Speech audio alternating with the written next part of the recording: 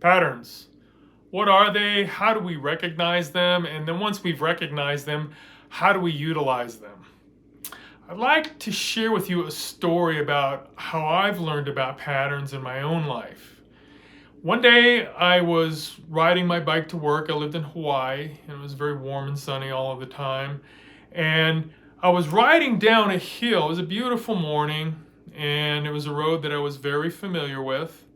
And I'm whizzing down the side of the hill with my wind blowing in my face, and it was just a really good day to get a workout in before I went in to work all day long inside my office. And I was coming down this hill towards this intersection that I had been through many times before. And as I was riding up to that intersection, I started to have a feeling like something wasn't right, like something was off. And I felt like I needed to pull over. And so I did. I pulled over just before the intersection. And when I did that, a second or two later, this person comes flying through the intersection right where I would have been, running the red light or the light, and I would have been killed, basically, if I had done that. And this got me to thinking a lot more about patterns and how to recognize them. Patterns are something that happen repetitiously. They happen sequentially. And recognizing patterns involves several disciplines. One of them is to observe what's happening with all of this sensory data and doing so without prejudice, doing so honestly, doing so ethically, so that you're able to perceive what's happening with as few filters from your own projections as possible. And then once you started to observe things, you can write down what you've noticed, and from there learn about it. And then after you've done that, you can start to look at those patterns and go, okay, I want to take action based upon what I think this pattern is, what's going to happen next, because I've looked at these patterns and there's something going on there. An obvious pattern for all of us is the seasons. If we look at the different times of the year, right now it's spring, so the grass is starting to come up. There's buds in the trees, leaves starting to form. It's getting warmer, days are getting longer. After that, there's a period of time where it starts to get very hot and sunny. The days are still getting longer for a while, usually a lot drier. And that starts to turn into something where it starts to get cooler. The days are starting to get shorter. There's usually a lot of plants available to eat at that point that have put their fruits out, like a potato or a squash from a garden. And then that time of the year is followed by the cold time of the year. Snow, ice, shorter days. And then that period is the next 13 moon period is once again followed by plants starting to come up, leaves coming out on trees. And every 13 moons, this same repetitious phenomenon occurs. The next step, once we've noticed this going on, is to utilize that pattern. Would it make more sense to plant or to put a bunch of seeds in the ground or seedlings into the ground of plants that you may want to eat 2 or 3 months later at a time when they're starting to grow? Well, yeah, that makes sense. So I'm utilizing that pattern. I'm recognizing that, okay, the cold is going away, the days are getting longer, it's getting warm and sunny. Grass is growing, buds coming out on trees. Now's a good time to put plants into my garden. And then that time of the year is followed by the warm, sunny time of the year. The days are getting longer, the plants are growing really fast, but it's also usually a lot drier, so I better have some sort of a watering system set in place, and my plants will stay alive and grow a lot so I can get some food. And then that time of the year is followed by a time where it starts to get cooler, and then a lot of the plants that are throwing out things like potatoes and squashes, those potatoes and squashes have come to full fruition. You can harvest them now and keep them. That time of the year is followed by a time when it starts to get cold.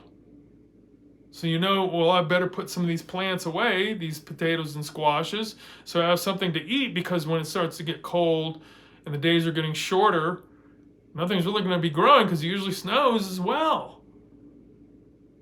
So utilizing that pattern of the seasons, preparing, is something that allows us to really take advantage of our knowledge of these patterns. Another pattern that I've noticed, and I shared a little bit about it in my story, is the pattern of feeling like I need to do something. And this pattern will come for no particular reason. There's no rhyme or reason to it that I can identify logically.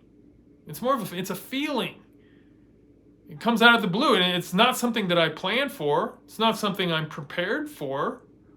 It just comes. I've noticed this over and over and over again. And I've taught classes with 80, 100 people in the room, where I've asked the individuals in that room, have you ever noticed that when you have a feeling to do something and you do that things turn out well? And usually everybody will raise their hand, or almost everybody. Some of the people don't pay attention. And then what happens if you don't follow that feeling? You usually have something bad happens. Usually people are more sheepish, and they admit, well, I screwed it up. That's been my experience as well. Everybody that I know has had this experience. So we can look at this and go, okay, there's a pattern here of having these feelings come out of the blue. We have no idea when they're going to come. We didn't plan for them. There's no rhyme or reason that we can identify in that moment, logically at least. But we have a choice.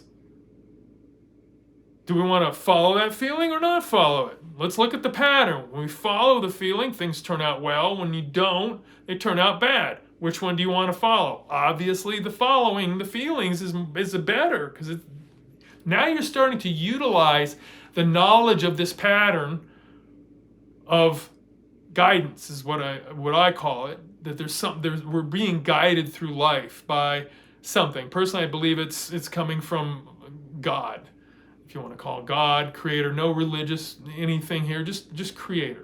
There's one being that created us all, and that being guides us through life. And one of the ways that we get this guidance is these feelings. This is what I've noticed, and this is what I believe.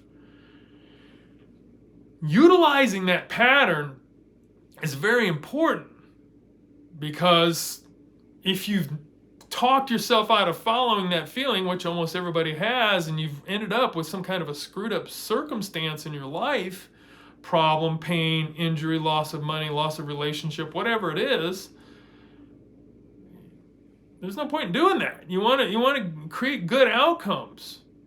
And so what I'm doing when I'm teaching my Energetic Anatomy series is to give people a way to follow that guidance at progressively more powerful levels, more subtle, more refined ways of doing it as you tap into the full power of the human energy system.